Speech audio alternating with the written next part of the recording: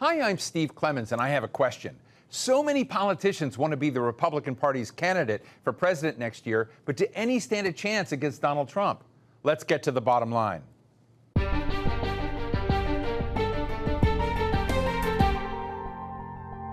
At last count, there were more than a dozen Republican politicians competing for their party's nomination to run for president next year.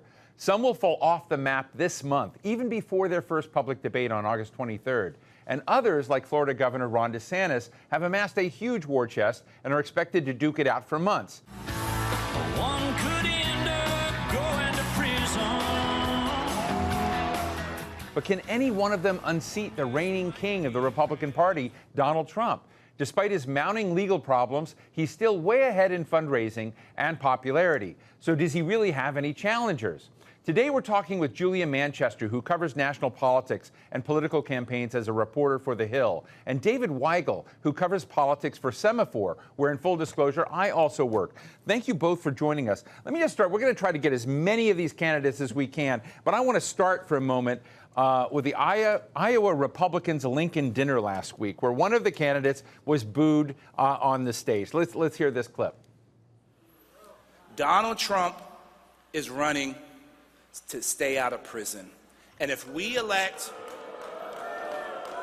I know, but if we elect Donald Trump, we are willingly giving Joe Biden 4 more years in the White House, and America can't handle that. God bless you, and God bless America.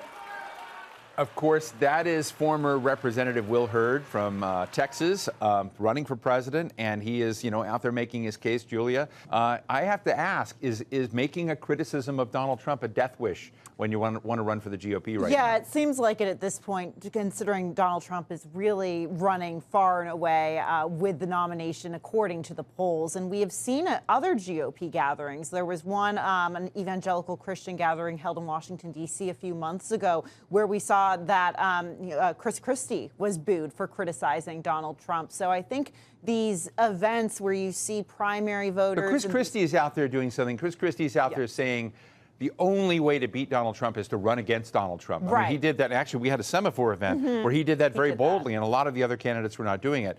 I haven't figured out yet if that's where Will Hurd is. But do you see a path for any of these candidates, or Will or others, to begin dealing with a GOP base right now that's not taking the criticism very well? Yeah, at this point, it's really hard to see a path. And I mean, that's just shown in the polls. And even when you hear about Donald Trump's legal issues, all of these candidates, with the exception of maybe Will Hurd or Chris Christie, they don't even want to touch that topic. They don't want to criticize him on that. In a normal world, you would think that other candidates would want to criticize the frontrunner of a party for having that kind of a conundrum this close to an election. Dave, how do you see it? I mean, you heard the boos, and you know these candidates intimately, and you're on the road with them. How is it playing? What's the vibe that you're getting when you're out on the road when it comes to taking on Donald Trump? Right. I was at both of the events we were talking about. Both these candidates are running unusual campaigns. Chris Christie and Will Hurd do not have a path to the nomination as we see it. If you look at the polling, they're the candidates, if they know Hurd at all, they definitely know Christie, the candidates with the largest opposition from Republicans. They're running to make a point that Donald Trump shouldn't be the nominee again. But Neil Kinnock, Joe Biden's accidental speechwriter, had an expression: elections are not won in weeks, they're won in years. And several years ago, their entire Republican Party apparatus went along with Donald Trump up to a point, saying, well, 2020 was such a jump ball, and who knows who actually won. We're not sure if Biden won. We're going to wait for the states to figure this out. We're going to wait for the courts to figure this out. They created this this problem where the easiest argument to make against Trump would be, this is the only guy in America who lost the presidency who's running against Joe Biden. They can't make that argument credibly. The base believes that Donald Trump won the last election, that everything was better under Donald Trump than it is under Joe Biden, something they have some independents agreeing with, parts of it, as the opinion of the economy changes. So they're starting at a place where there's not a compelling argument not to bring the guy back, apart from he can't serve more than one more term. DeSantis made that argument when he started campaigning in Iowa, and he dropped it because it's a little, I mean, I think it makes sense, but it's a little bit obscure for most voters. All these candidates are trying to say, I'm more electable than somebody who, if you'd asked me in December 2020, was perfectly electable and deserved to win the presidency again. And that's where all their problems start, except for Hurd and Christie, who are just on these one-man, I guess two-man now, truth-telling missions, less less about winning the presidency than just stopping this guy. Trump remains not just well liked by most Republicans, around 70% of them, but were adored by more Republicans than you need to win this nomination, around 45. You use the word adored. Right. And I, not to repeat everything I was saying about it, they think he won the last election, but they don't have the qualms with Donald Trump that some Democrats had with Hillary Clinton. They had worries, could she win again, and proved that she couldn't in 2016. They also, going back to what Eric Hansen's saying, you could make Donald Trump vulnerable on his legal problems. The fact that Chris Christie says he might be out on bond in a couple states by the time we're voting, well, that was an argument that wasn't made about Hillary Clinton in 2008, but these guys don't believe it. Republican voters believe this is all a ruse. It's all the deep state. Let me just challenge that for a minute. I mean, I know there are false correlations and false causality, Julia.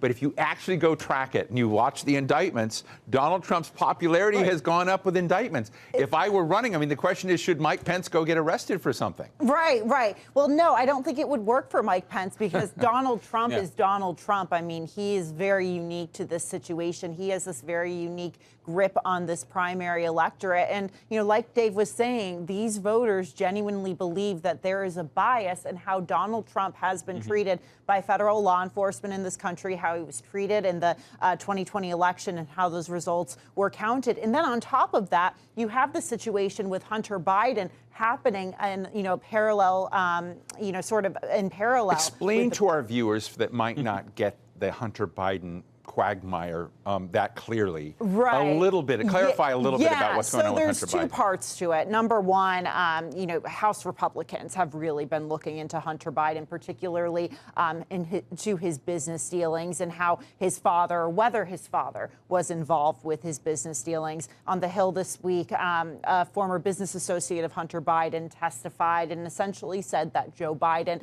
was conferenced in to say hello on speakerphone to some of these in some of these meetings to some of these associates when he was vice president or when he had that status as vice president. Now, there's also... So they were creating the illusion of access, The illusion of access. Is that what they claim? Yes, exactly. Don't you think if you were vice president of the United States or president of the United States, you would be concerned about someone creating the illusion of access? Absolutely. I mean, just to be fair to those Republican critics of Hunter Biden? And even if he was just saying hello, it gives the illusion to access. It's almost like he's selling himself. He's selling himself as the son of the vice president, which is, unethical at this point. But Hunter Biden is also dealing with very serious legal issues related to drug usage as well as a gun charge. He was in possession of a firearm illegally. There was a plea deal made at some point, or we thought there would be a plea deal made between prosecutors and Hunter Biden's team. That unexpectedly collapsed. So the future for Hunter Biden is very uncertain at this point, and it's continuing to really plague the White House in that they're constantly having to answer questions about the House Republican part, the legal issue, and also his a child he had with a woman in Arkansas. Finally, the White House acknowledged, or President Biden and the First Lady acknowledged the existence. Look, I really want to get to these dozen other Republicans, Dave, but I want to give a moment to Ron DeSantis and this huge scoop you had, Dave, of internal communications on the messaging app Signal that showed connectivity between senior members of that campaign and some pretty vile videos. But beyond that, I'd love to get a snapshot of that. But is the DeSantis campaign imploding right now? We see layoffs, we see questionable fundraising, targets being hit, or not hit. And I'm just wondering, where do you think DeSantis is as we look right now? Is he in free fall? Well, you almost have to pluralize DeSantis campaign because there is a DeSantis campaign operation that all these staffers worked for, a very large communication staff that's been shrunk down with 38 layoffs. And then there's the super PAC, Never Back Down, which is not allowed to coordinate. I'm using scare quotes because I was in Iowa. Every event DeSantis held, including a after party for people who went to the Iowa GOP dinner, was hosted by the super PAC. And he was riding on the bus with the super PAC.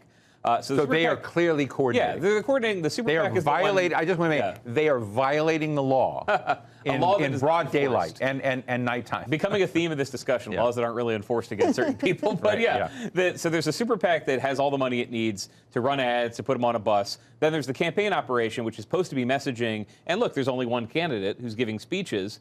I thought, just my own opinion as a reporter covering the guy, the speech he gave in Iowa on Friday, 10 minutes, hard stop, was the best he had articulated his message, that I look at my record in Florida, look at how much more effective I can be than Donald Trump, without saying his name.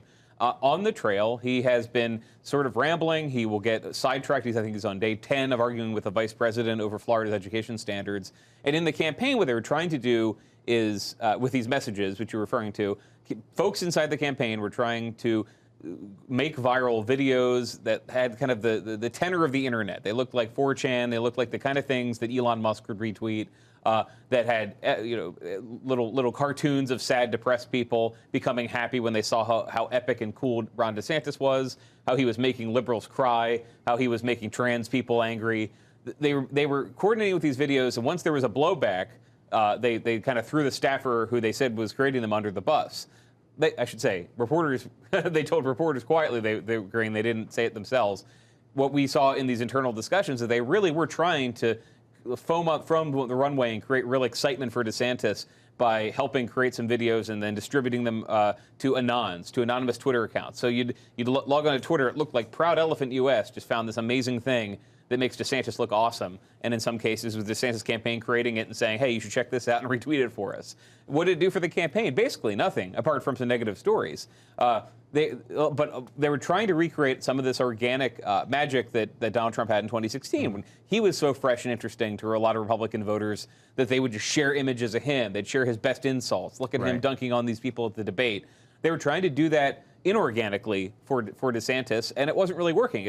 I think it's one of several problems they've had, but this is what I mean. They have a super PAC that's running a normal campaign, and they had a candidate running kind of a flawed campaign, and the staff of the candidate were trying this strategy that was just not making sense to anybody, certainly not now that we've written about it. Julia, how do you see his campaign? What I hear is a lot of anti-immigration stuff, a lot of LGBTQ stuff, a lot of pro-cryptocurrency stuff. I mean, is that the pathway to being victorious in the GOP today? Yeah, so Ron DeSantis is such an interesting figure, and I was in Florida for the most of the height of the pandemic.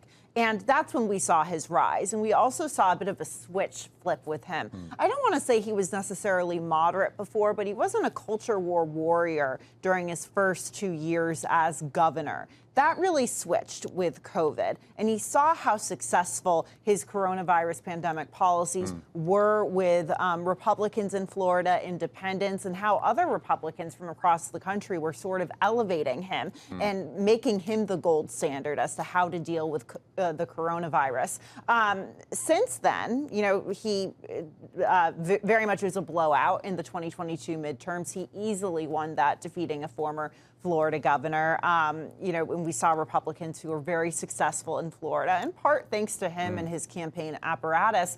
But since then, we have seen Donald Trump, just after Donald Trump had a bit of a rocky launch, we have seen him really skyrocket in the polls, skyrocket among GOP voters. And it's just become evident that Donald Trump has more firm standing than Ron DeSantis does. I think Dave was alluding to this with his reporting, some of what he just said, but there is this criticism that his campaign has been too online. Well, let me ask you, when I get out and talk to Republicans and I talk to the business people, the person who sort of stands out, they said, is not like all of the others, is Vivek Ramaswamy. Yeah, and Vivek's name is coming up a lot. He's the author, folks, of Woke Inc., Inside Corporate America's Social Justice Scam. And he's hitting at wokeism in its practical, gritty elements. And, his numbers, what are, 3% or 2%, somewhere around that level.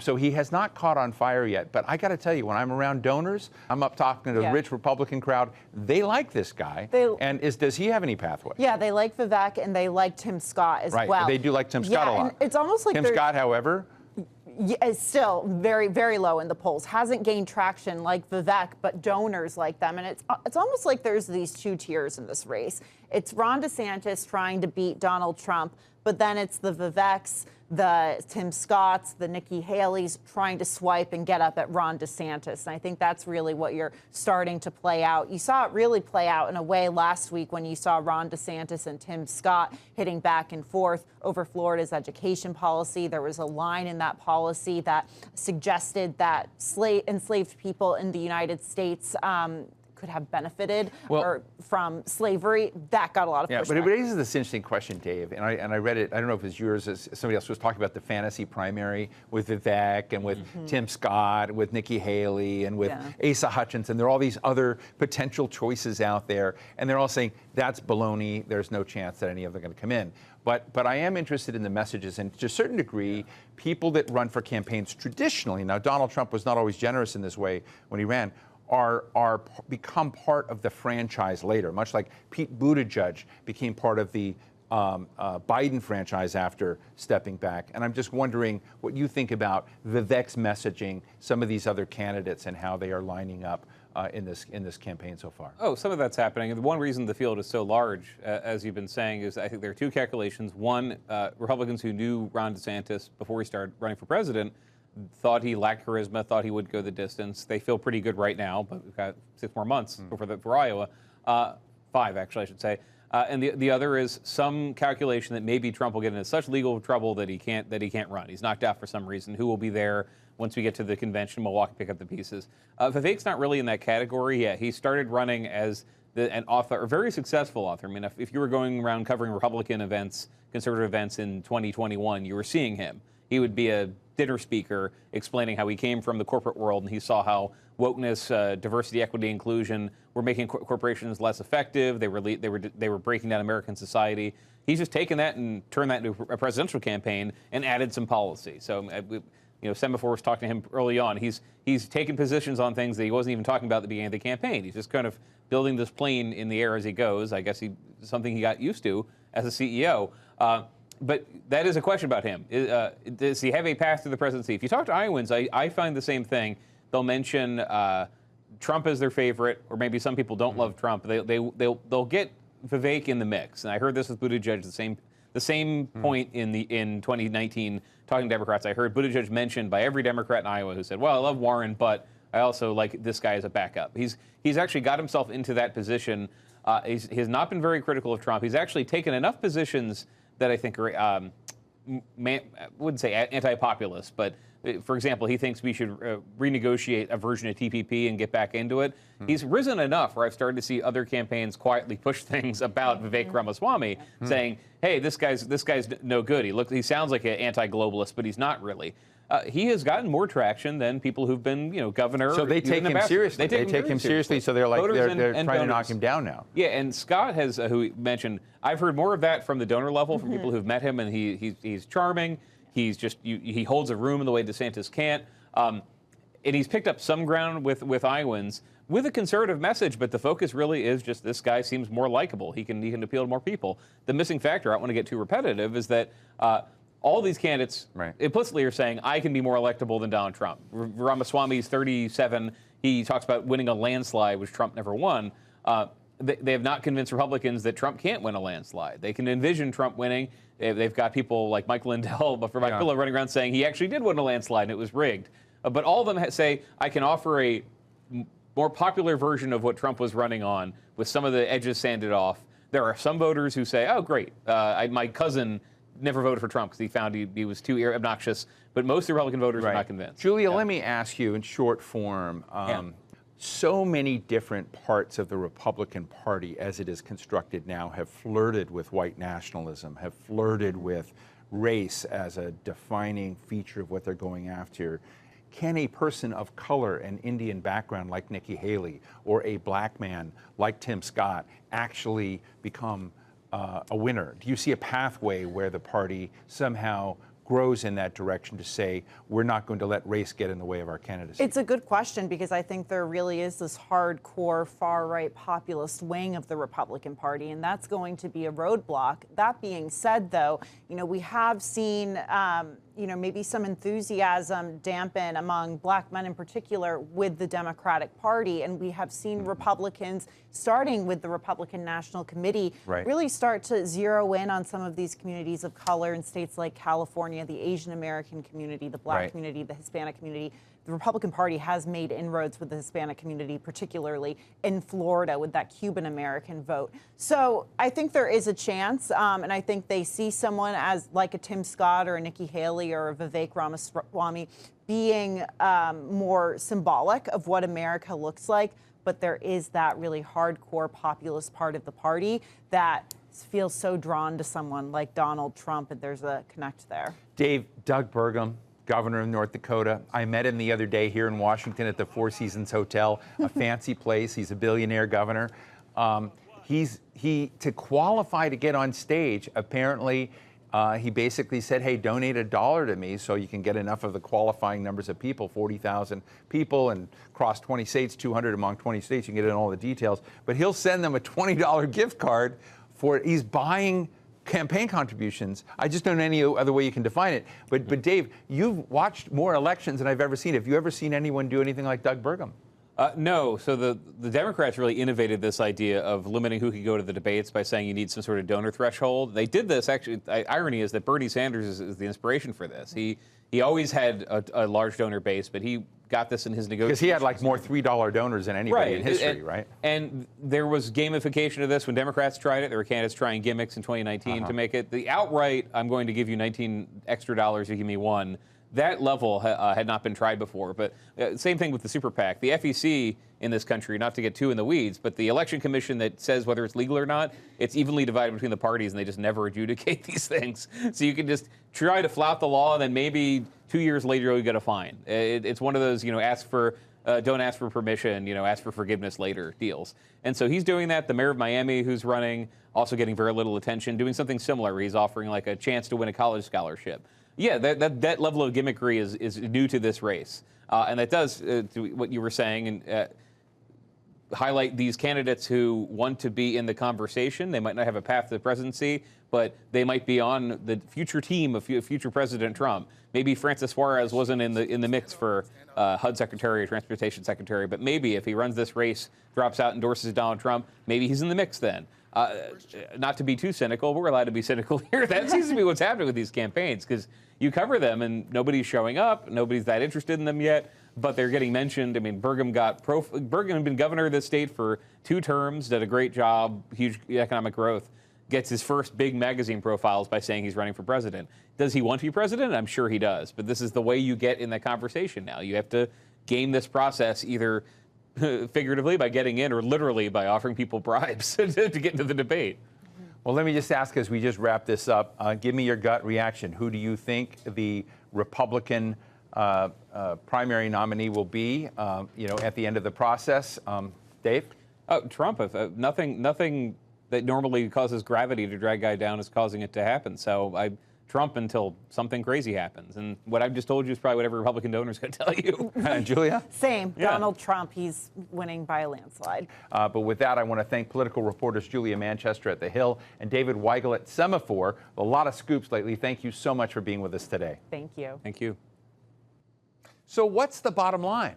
Trump may think he has the Republican nomination in the bag, but the world's full of surprises.